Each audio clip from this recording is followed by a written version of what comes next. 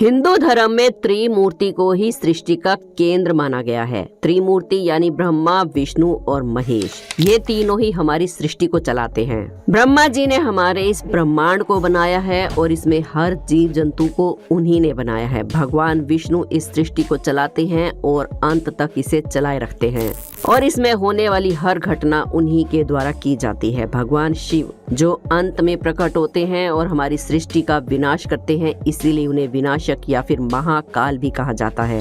इन तीनों को ही त्रिमूर्ति कहा जाता है। हमारी इस सृष्टि में इन्हें त्रिदेव कहा जाता है और इन्हें सबसे बड़े भगवान के रूप में पूजा जाता है। तीनों के पास अलग अलग शक्ति है। ब्रह्मा जी के पास बनाने की शक्ति, विष्णु जी के पास चलाने की शक्ति और भगवान शिव के पास अंत करने की शक्ति।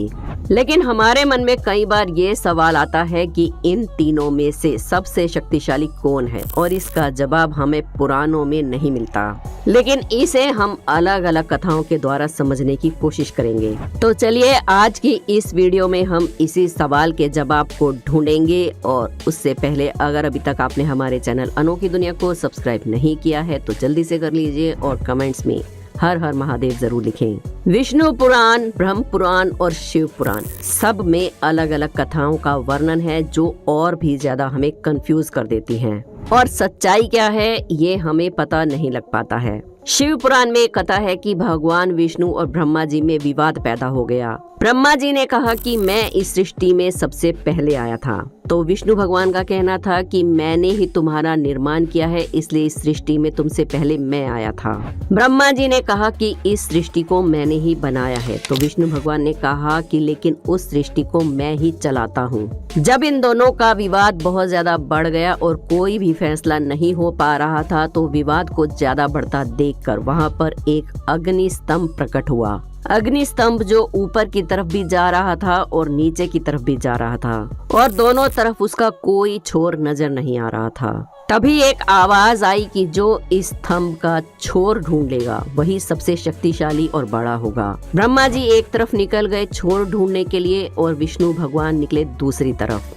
समय बीतता गया, ना तो ब्रह्मा जी ही छोर ढूंढ पाए और ना ही विष्णु जी ही उस अग्नि स्तंभ का कोई अंत ढूंढ पाए, यानी कि उस स्तंभ का कोई छोर था ही नहीं। इसके बाद वो दोनों वापिस आ गए। भगवान विष्णु ने कहा कि मैं इस स्तंभ का छोर नहीं ढूंढ पाया हूँ, लेकिन ब्रह्मा जी ने झूठ बोला। उन्होंने कहा कि मैंने छोर ढूंढ लिया है। इसके बाद वो अग्नि स्तंभ भगवान शिव के रूप में प्रकट हो गया। भगवान शिव वहाँ आ गए और वो बहुत ही ज्यादा क्रोधित थे, क्योंकि वो जानते थे कि ब्रह्मा जी झूठ बोल रहे हैं। उन्होंने क्रोध में ब्रह्मा जी को श्राप दिया कि कभी भी तुम्हारी पूजा इस पृथ्वी पर नहीं होगी, और साथ ही भगवान विष्णु को वरदान दिया कि आप सर्वज्ञ हैं, आपकी पूजा हमेशा होती रहेगी। इस कथा से हमें ये जानने को मिलता है कि भगवान शिव ऐसी अनंत शक्ति हैं जिनका कोई छोर नहीं ढूंढा जा सकता, यानी कि वो अनंत रूप में फैली हुई है। अब ये तो है शिव पुराण की कथा, जिसमें सबसे शक्तिशाली भगवान शिव को ही बताया गया है। लेकिन श्रीमद् भागवत में एक कथा है। जब सप्त ऋषि आपस में बातें कर रहे थे तो सबका कहना था कि त्रिमूर्ति में सबसे शक्तिशाली कौन है।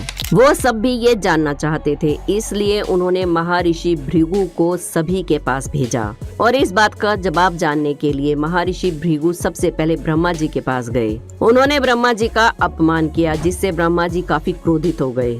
इसके बाद महर्षि भृगु भगवान शिव के पास गए और उनका भी अपमान करने लगे। भगवान शिव को भी बहुत गुस्सा आया, लेकिन ब्रह्म हत्या के डर से उन्होंने महर्षि भृगु को कुछ नहीं कहा। इसके बाद महर्षि भृगु वैकुंठ लोक को गए, जहाँ पर भगवान विष्णु शेष शैया पर लेटे हुए थे। वहाँ जाकर महर्षि भृगु ने भगवान विष्णु की छाती पर लात मारी, ये जानने के लिए कि भगवान विष्णु अब क्या करेंगे। लेकिन भगवान विष्णु को बिल्कुल भी गुस्सा नहीं आया। उन्होंने महर्षि की टांग को पकड़ लिया और उसे दबाने लगे। भगवान विष्णु ने कहा, हे प्रभु, मेरी छाती बहुत कठोर है, आपके पैरों को कहीं चोट तो नहीं लगी। इसे देखकर महर्षि भृगु को अपनी गलती का एहसास हुआ। उन्होंने भगवान विष्णु से माफी मांगी। इसके बाद उन्होंने कहा कि सबको गुस्सा आया, ब्रह्मा जी को भी आया और भगवान शिव को भी आया, लेकिन भगवान विष्णु को गुस्सा नहीं आया, इसीलिए वही महान है और पूजनीय है।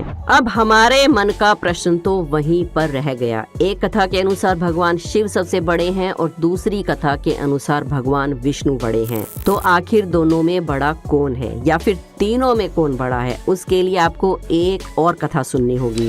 विष्णु पुराण में हमें एक कथा और सुनने को मिलती है। इसके अनुसार हमारी सृष्टि का जब निर्माण नहीं हुआ था, तब भगवान विष्णु क्षीर सागर में शेष नाग पर लेटे हुए थे और उनकी नाभि से एक कमल निकला।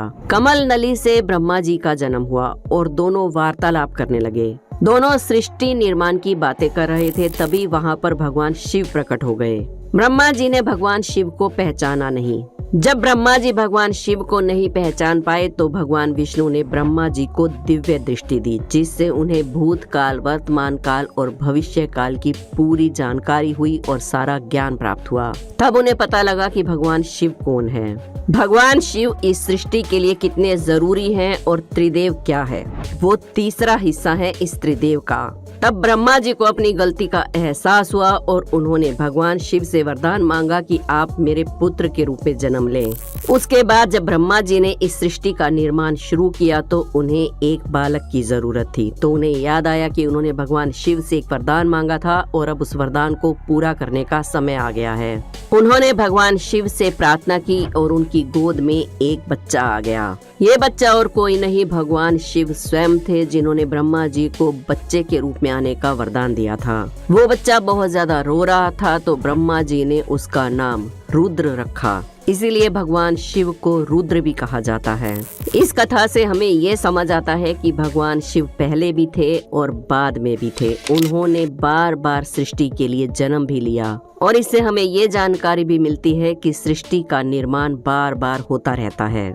इन ब्रह्मांडों का निर्माण भी बार बार होता रहता है और इन तीनों में सबसे बड़ा कौन है, इसे ढूंढा नहीं जा सकता, क्योंकि ब्रह्मा जी ही भगवान विष्णु की नाभि से प्रकट हुए और ब्रह्मा जी के पुत्र के रूप में प्रकट हुए भगवान शिव।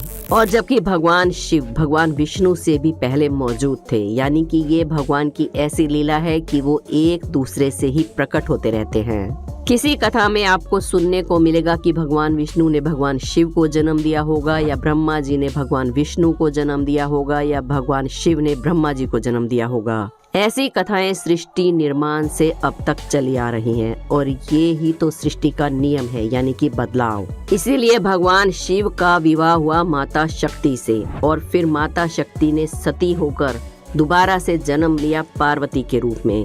शिव बैरागी हो गए, लेकिन फिर सृष्टि के लिए उन्होंने फिर दोबारा से माता पार्वती के साथ विवाह किया।